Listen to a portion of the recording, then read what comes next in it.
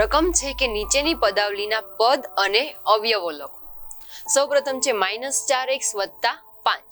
તો આને પદાવલી કહેવાય.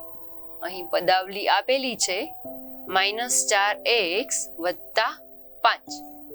સૌપ્રથમ તેના પદ લખીએ, જેમાં પદ છે -4x અને 5. હવે તેના અવયવો લખીએ, તો કે -4x જેના અવયવ છે -4 અને x, અને 5 નો અવયવ 5 પોતે એટલે કે 5 છે. નેક્સ્ટ રકમ છે xy + 2x2y². તો અહીંયા પદાવલી છે xy + 2x2y². જેમાં પદ લખીએ, તો અહીંયા પદ છે પહેલું xy અને બીજું પદ છે 2x2y².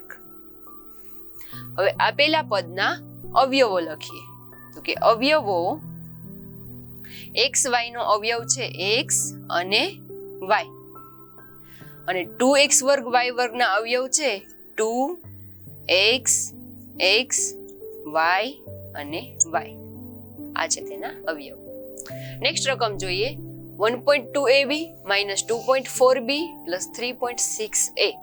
3 પદ છે એટલે આપેલી પદાવલી છે તે ત્રિપદી છે. તો સૌપ્રથમ લખીએ કે પદાવલી 1.2ab - 2.4b + 3.6a. જેમાં સૌપ્રથમ પદ લખીએ કે અહીંયા પદ 3 છે. 1.2ab - 2.4b અને 3.6a. આપેલા પદના અવયવો લખીએ, તો કે અવયવો 1.2ab જેના અવયવ થશે 1.2a અને b, -2.4b જેનો અવયવ થશે -2.4 અને b, અને અહીંયા અવયવ થશે 3.6 અને a. બધા જ પદને અલગ અલગ પાડીને લખવાના. નેક્સ્ટ રકમ છે 0.1p² + 0.2q². અહીં બે પદ છે એટલે કે આપેલી પદાવલી છે તે દ્વિપદી છે. સૌપ્રથમ પદાવલી લખીએ 0.1p² + 0.2q². સૌપ્રથમ પદ દર્શાવીએ, જેમાં પહેલું પદ છે 0.1p² અને બીજું પદ છે 0.2q².